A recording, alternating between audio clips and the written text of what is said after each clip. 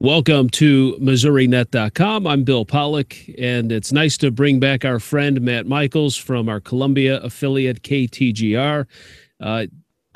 Listen, football is right around the corner. The Rams, the Chiefs, Mizzou College, also high school football starts this weekend. So they get the jump on everyone else, and a big weekend in Columbia. And Matt, you're going to be a part of it. Why don't you tell everyone what's going on there in Columbia? This is a huge event.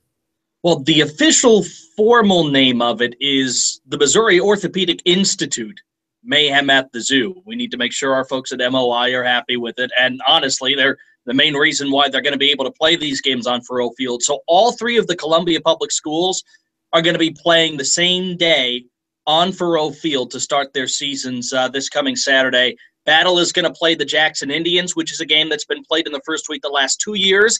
And this time they got it to move really across town because Battle would have had a home game this year in that series. Two of the best teams in Class 5, the defending state champions, the Spartans, and a team that had a legitimate claim to that throne until losing late in the playoffs last year. And then, of course, the CBC Cadets. So what more do you need to say about them and their state championship run a year ago? They steamrolled everybody. They're playing Hickman in the second game of the tripleheader. And then in the final game, perennial state power Rockhurst plays its annual game against Rockbridge at night at Faurot Field. So 3 games, 1 day. They're selling the tickets at all the individual schools, and you can also show up to Faurot Field. We're broadcasting all 3 of the games on KTGR. So starting at 10:30 in the morning, we'll do pregame, and then we'll probably not be off the air until at least 10:30 at night if everything goes well and we don't have any delays. So 12 hours of radio, and I'm just going to set up a cot or something, I think, at the booth over there at Faurot, and Mike Kelly will probably find a toothbrush or something later on in the season.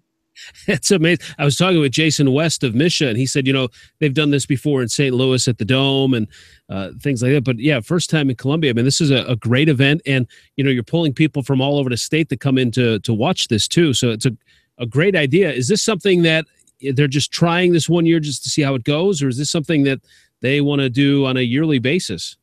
From what I know right now, they wanted to get this done and at least get it out there because they had, of course, the Providence Bowl between Hickman and Rockbridge that was able to draw at least 10,000 people annually when those were the only 2 teams in town. And then you added Battle to the mix a couple of years ago, and they've certainly, under Justin Conyers, built up a program in their own right. But you can't just have all the teams play round robin on one day against each other at Faurot. So they were looking for times to make this work. Even during the season, I know is something they had examined on maybe an off week. But then they said, you know what? We got the first week all on our own. Let's make it an event. It'll be the biggest high school event in the state. And it sounds like it might have some staying power. There are some folks in higher places that seem to be interested in maybe helping out as this thing goes along. But it is the first time, so we got to see how this turns out, whether it's going to be a success or whether there's more work and things to iron out for the first year. But I'm sure it's going to be a great event. I expect there to be tons of people there. Just the novelty of playing on that field for high schoolers, some of whom will probably end up playing on that field, whether it be with another team in the SEC or with the Tigers. I know Trey Williams is a Missouri commit, Rockbridge defensive end, who's going to be calling Faurot Field home on Saturday. So there's going to be a lot of talent on that field and 3 great matchups. And I think their goal is to be able to do something like this every year if they can. Now, the weather should be cooperating. It should be pretty nice. Hopefully it doesn't get too hot on that turf where they'd have to postpone. Have they talked about that at all? What are the contingency plans? What do you know?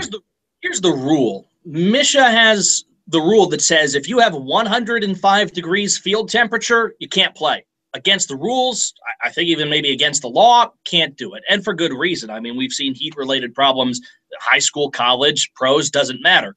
So what the contingency plan, as I know it is if it's too hot in the middle of the day, that Hickman and CBC might play a game at night at Hickman High School at the same time that Rockbridge would be playing Rockhurst. Now, that's not to say that that's anything in the works right now. They want to play all 3 of them, and it looked like the last time I saw the forecast that there might have been showers in it, cloudy, overcast. That's the best you can ask for, because if it's 90 degrees and overcast, it's probably not going to get to be 105 degrees on that turf because the sun isn't beating down on it. The main problem is the sunshine. So that's the main rule. They'll always have heat breaks. In fact, it's the first I think it's up to maybe the first month of the season now where you have to have the certain heat breaks in the middle of all the quarters. Mission mandates that as well to get you some water and get you some rest. But yeah, that I think is going to be more of a game time call when it comes to field temperature. I think under any circumstances, they expect Battle and Jackson to play a full game. But if it got too hot, they'd still have a plan in place for all three teams to get their first week game in. Well, I think it's a great idea. Now, you're going to be doing all three games. Who's going to be your color guy? Who's partnering up with? We've got three different rotations. So I'm going to be on at least two of the broadcasts. I'll be on the first one with Battle as the state champions go against Jackson. So I'll take that play-by-play. A good buddy of ours, a former Moberly Spartan back in the day, high school football player that I've worked with before, Chris Brittingham's going to be our color man for a good chunk of the season this year. And then Brad Trinago, who you know from Mizzou women's basketball, is going to be on the sidelines for that first game. And Tex Little and Ron Parker are going to come in for their call of the Hickman game in the middle of the day. And then at night, Brad will have the call of the Rockbridge game. I'll go down on the field, and we'll have Chris on the color. So we'll be camping out either way, but we'll get a little bit of a break in the middle of the day, it looks like, just to catch our breath or drink something or save our voices. I don't know what's going to really happen quite there, to be honest, because I can sometimes only get through one game, and then I'm starting to, go a little bit raspy and hoarse. So if I get pressed into emergency service, there are no guarantees for Sunday, that's for sure. I'll just be in bed with duct tape on my mouth, and that'll be the end of it. Well, it's great stuff, and I think it's a great way to get everyone in Columbia around their teams, supporting their teams, and a chance really to spend a good chunk of the day watching some great high school football. Whether you're pulling for Rockbridge, Battle, Hickman, you can go and watch some of the other teams too. So it's a great day. Hopefully the weather cooperates, and this is something that you guys can build on, because I think this is really an interesting and fun way to kick off the season in Columbia. Yeah, and the thanks don't go to us. I mean, we have a lot of hand to doing it with getting the broadcast on, but the folks at Kelly Sports Properties, when they took over a few years ago and they helped Columbia Public Schools with selling all the advertising, and they've pumped over $1 million into the schools around here. They got new scoreboards at the three Columbia public high schools, and programs for every game, different literature you can read. They've really kicked it up big time, and they're growing. And so the brainchild of them, Colin C. over there, Bruce Whiteside's, of course, the athletic director for all the Columbia Public Schools. It takes a vision, and it takes let's face it, it takes some cojones to say we're going to put on 3 high school football games and do it at Faurot Field and try to get 10,000 people in here. But I think they're going to be able to pull it off. I think we'll have a good turnout, and I hope we have people staying not just for their game on Saturday. I hope we have people who come in the morning and stay throughout the day and find some shade in the middle, or, eat your concessions, your hot dogs, because you're not going to get a better show of high school football until we get to the Dome in November. That's for sure.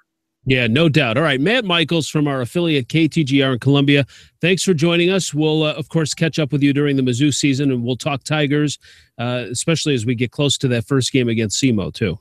Yeah, absolutely. All right, thanks a lot for watching us here at MissouriNet.com.